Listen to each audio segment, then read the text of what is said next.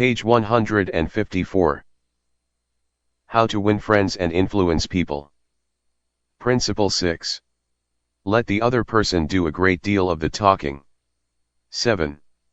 How to get cooperation. Don't you have much more faith in ideas that you discover for yourself than in ideas that are handed to you on a silver platter? If so, isn't it bad judgment to try to ram your opinions down the throats of other people? Isn't it wiser to make suggestions, and let the other person think out the conclusion? Adolf Seltz of Philadelphia, sales manager in an automobile showroom and a student in one of my courses, suddenly found himself confronted with the necessity of injecting enthusiasm into a discouraged and disorganized group of automobile salespeople. Calling a sales meeting, he urged his people to tell him exactly what they expected from him. As they talked, he wrote their ideas on the blackboard. He then said, "I'll give you all these qualities you expect from me. Now I want you to tell me what I have a right to expect from you." The replies came quick and fast: loyalty, honesty, initiative, optimism, teamwork, 8 hours a day of enthusiastic work. The meeting ended with a new courage, a new inspiration. One salesperson volunteered to work 14 hours a day, and Mr. Seltz reported to me that the increase of sales was phenomenal. "The people had made a sort of moral bargain with me," said Mr. Seltz, "and as long as I lived up to my part in it, they were determined to live up to theirs. Consulting them about their wishes and desires was just the shot in the arm they needed. No one likes to feel that he or she is being sold something or told to do a thing. We much prefer to feel that we are buying of our own accord or acting on our own ideas. We like to be consulted about our wishes, our wants, our thoughts." Take the case of Eugene Wesson. He lost countless thousands of dollars in commissions before he learned this truth. Mr. Wesson sold sketches for a studio that created designs for stylists and textile manufacturers. Mr. Wesson had called on one of the leading stylists in New York once a week, every week for 3 years. "He never refused to see me," said Mr. Wesson, "but he never bought.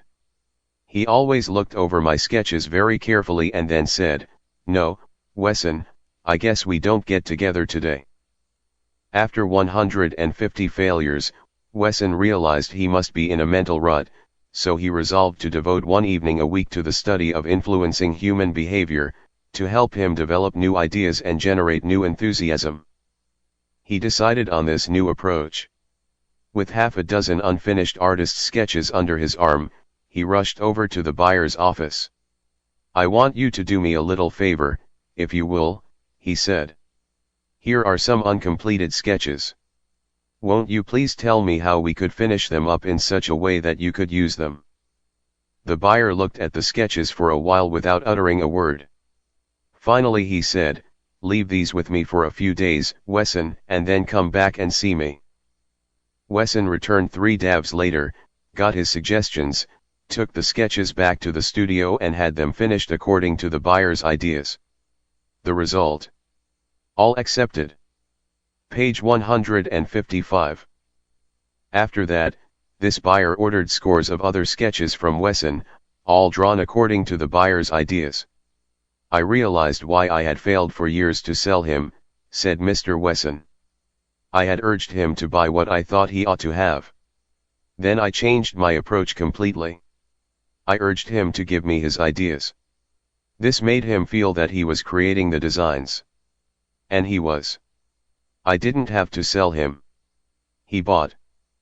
Letting the other person feel that the idea is his or hers not only works in business and politics, it works in family life as well. Paul M. Davis of Tulsa, Oklahoma, told his class how he applied this principle. "My family and I enjoyed one of the most interesting sightseeing vacation trips we have ever taken. I had long dreamed of visiting such historic sites as the Civil War battlefield in Gettysburg, Independence Hall in Philadelphia, and our nation's capital. Valley Forge, Jamestown and the restored colonial village of Williamsburg were high on the list of things I wanted to see." In March my wife, Nancy, mentioned that she had ideas for our summer vacation which included a tour of the western states, visiting points of interest in New Mexico, Arizona, California, and Nevada. She had wanted to make this trip for several years. But we couldn't obviously make both trips. Our daughter, Anne, had just completed a course in U.S. history in junior high school and had become very interested in the events that had shaped our country's growth. I asked her how she would like to visit the places she had learned about on our next vacation. She said she would love to. 2 evenings later, as we sat around the dinner table, Nancy announced that if we all agreed, the summer's vacation would be to the eastern states, that it would be a great trip for Anne and thrilling for all of us. We all concurred. Page 156. This same psychology was used by an X-ray manufacturer to sell his equipment to one of the largest hospitals in Brooklyn. This hospital was building an addition and preparing to equip it with the finest X-ray department in America. Dr. L, who was in charge of the X-ray department, was overwhelmed with sales representatives, each caroling the praises of his own company's equipment. One manufacturer, however, was more skillful. He knew far more about handling human nature than the others did. He wrote a letter something like this. Our factory has recently completed a new line of X-ray equipment. The first shipment of these machines has just arrived at our office. They are not perfect. We know that, and we want to improve them. So we should be deeply obligated to you if you could find time to look them over and give us your ideas about how they can be made more serviceable to your profession. Knowing how occupied you are, I shall be glad to send my car for you at any hour you specify. I was surprised to get that letter, Dr. L said as he related the incident before the class. I was both surprised and complimented. I had never had an X-ray manufacturer seeking my advice before. It made me feel important. I was busy every night that week, but I canceled a dinner appointment in order to look over the equipment. The more I studied it, the more I discovered for myself how much I liked it. Nobody had tried to sell it to me. I felt that the idea of buying that equipment for the hospital was my own. I sold myself on its superior qualities and ordered it installed. Ralph Waldo Emerson in his essay Self-Reliance stated, "In every work of genius we recognize our own rejected thoughts, they come back to us with a certain alienated majesty." Colonel Edward M. House wielded an enormous influence in national and international affairs while Woodrow Wilson occupied the White House. Wilson leaned upon Colonel House for secret counsel and advice more than he did upon even members of his own cabinet. Page 157. What method did the Colonel use in influencing the President? Fortunately, we know, for House himself revealed it to Arthur D. Houghton Smith, and Smith quoted House in an article in the Saturday Evening Post. After I got to know the President, House said, I learned the best way to convert him to an idea was to plant it in his mind casually, but so as to interest him in it, so as to get him thinking about it on his own account. The first time this worked it was an accident. I had been visiting him at the White House and urged a policy on him which he appeared to disapprove.